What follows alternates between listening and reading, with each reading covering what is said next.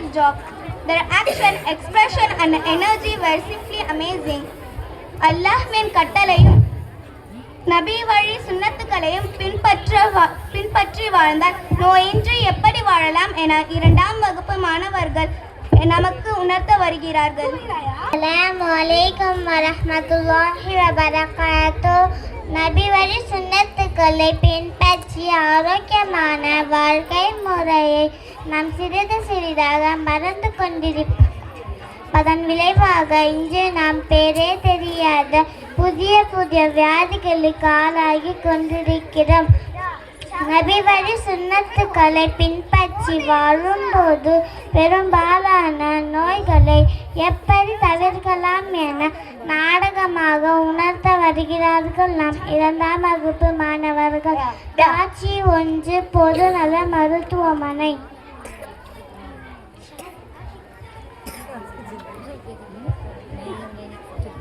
தம்பி, டாக்டர் இருக்காங்களா? இருக்காங்க. உங்க பேர் என்ன? முஸ்தகீம்.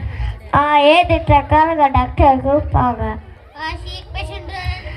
அனுப்புகிறேன் சார். நம்பர் மட்டும் லோப்பாங்க.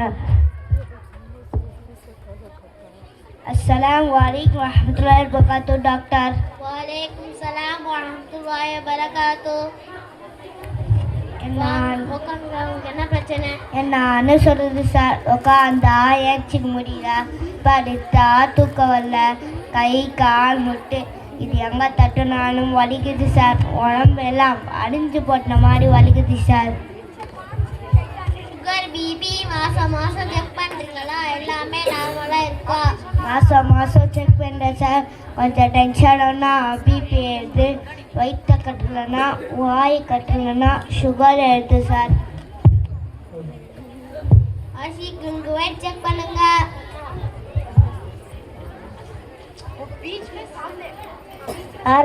இருக்கு சார்.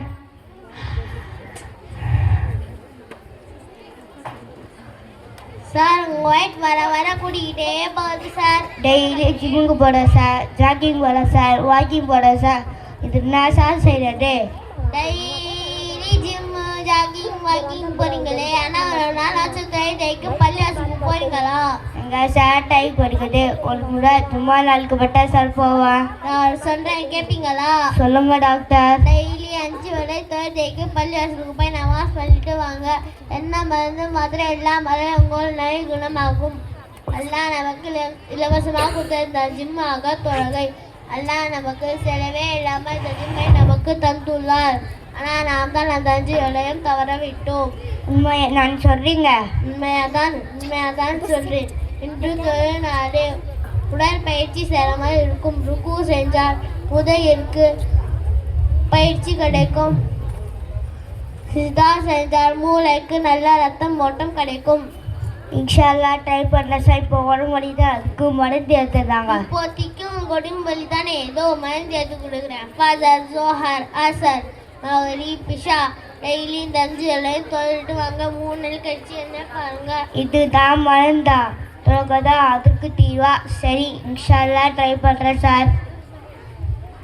கண்டிப்பா அல்லாஹ் மேல தவக்கால் வச்சு நமாஸ் படிங்க. அல்லாஹ் நிச்சயமா உதவி செய்வான். கைலா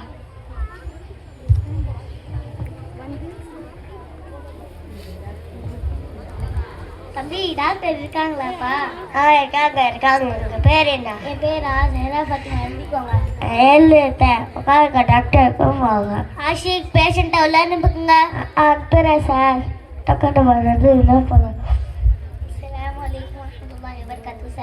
வலைக்கும் சலாம் வரஹ்மத்துல்லாஹி வபரகாத்துஹு. உட்காருங்க. உங்களுக்கு என்ன பிரச்சனை? எனக்கா 3-4 வாட்டி லூஸ் மோஷன் ஆயிடுச்சு சார். என்ன சாப்பிட்டீங்க? நானா ஃப்ரிட்ஜில் பிரியாணி வச்சிருந்தேன், அதை எடுத்து சாப்பிட்டேன் சார்.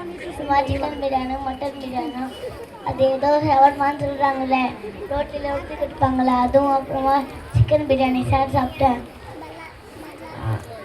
இவ்வளோ சாப்பிட்டு கொஞ்சம் தான் சாப்பிட்டேன்னு சொல்கிறீங்க.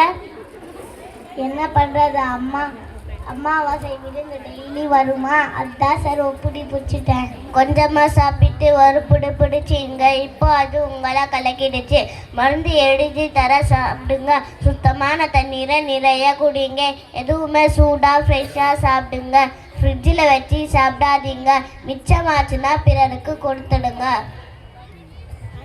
மிச்சமாச்சுன்னா பிறருக்கு கொடுக்க மனசு இல்லையே, அதை வச்சே நாளைக்கு ஓட்டலாம், சமைக்கிற வேலை மிச்சம்.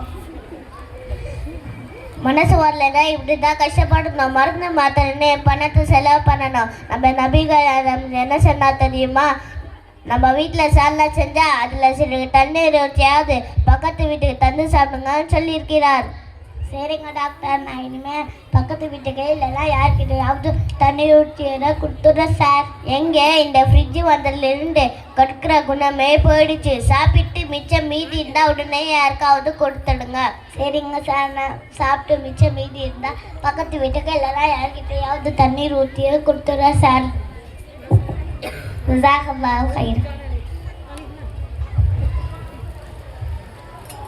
அஸ்ஸலாமு அலைக்கும் வரஹ்மத்துல்லாஹி வபரகாத்துஹு டாக்டர். வலைக்கும் சலாம் வரஹ்மத்துல்லாஹி வபரகாத்துஹு. உஸ்தாத் பி, எப்படி இருக்கீங்க உஸ்தாத் பி? அல்ஹம்துலில்லாஹ், எல்லாம் உங்கள் துஆ பரக்கத்தினால் நன்றாக இருக்கிறேன்.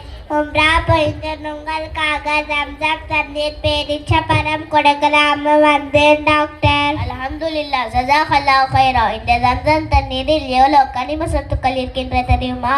ஆமா டாக்டர், இந்த தண்ணீரில் நிறைய சத்துக்கள் உள்ளன.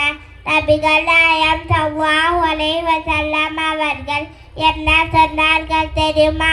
ரம்ஜான் தண்ணீர் எந்த நிய்யத்துடன் குடிக்கிறோமோ அதற்காகவே அது பயன்படும் என கூறியிருக்கிறார்கள். அல்ஹம்துலில்லாஹ், ரம்ஜான் தண்ணீர் உண்மையாகவே அதிசயமான தண்ணீர் தான். உஸ்தாத் பி, எனக்கு தெரிஞ்சவருக்கு கேன்சர் ஆயிடுச்சு, அவங்களுக்காக துவா செய்யுங்க உஸ்தாத் பி. கண்டிப்பாக துவா செய்கிறேன். 1400 ஆண்டுகளுக்கு முன்பே அல் குர்ஆனில் எல்லா நோய்களுக்கும் மருந்தே உண்டு எனவும் நாம் மூமின்களுக்கு அருளாகவும் அரும் மருந்தாகவும் உள்ளவற்றையே அல் குர்ஆனில் இயக்கி வைத்தோம் என அல்லாஹ் கூறுகிறார்.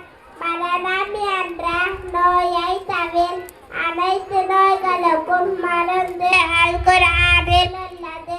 நோன்பின் மூலம் புற்று நோய் செல்களை கீமோதெரபி சிகிச்சை மூலம் அழிக்கலாம் என கண்டுபிடிக்கப்பட்டுள்ளது.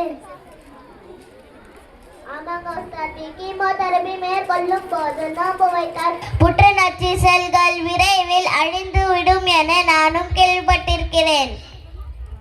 நோன்பு வைத்தால் உடல் ஆரோக்கியம் புத்துணர்ச்சி பெறுகிறது. உண்மைதான் உஸ்தாத் பி. அல்லாஹ்வின் கட்டளைகளும் நபிகள் சுன்னத்துகளும் நம் முறையாகவே பின்பற்றினாலே போதும், உடல் ஆரோக்கியம் கிடைக்கும். அல்லாஹ் மூமினான ஒவ்வொரு முஸ்லிம்களையும் இக்லாசுடன் அமல் செய்யக்கூடிய பாக்கியத்தை தந்தருவானாக. ஆமீன் ஆமீன் யா ரப்பல் ஆலமீன். சரி, நேரமாகிவிட்டது, நான் வருகிறேன் டாக்டர். ஜஸாக்கல்லாஹு கைரா. மீதும் கடமையாகும். தொழுகை என்பது ஒரு உடற்பயிற்சியாகும். சோம்பல் நீங்கி சுறுசுறுப்பு உண்டாகும். தக்பீரின் போது கைகளை காது வர உயர்த்துவதனால் விலா எலும்பு நரம்புகளும் பிடரி நரம்புகளும் அசைவுகள் பெறுகின்றன. இருதய நோயுள்ளவருக்கு வராமல் தொழுகை மிகவும் பயன் தரும். வாத நோய் வராமல் தடுக்கும். அல்லாஹ் தன் மறையில் பொறுமை கொண்டும் தொழுகை கொண்டும் உதவி தேடுங்கள் என கூறியுள்ளான். இன்ஷா அல்லாஹ் முறையாக தொழுகை கடைபிடித்து நோயின்றி வாழ முயற்சிப்போம். ஜஸாக்கல்லாஹு கைரா.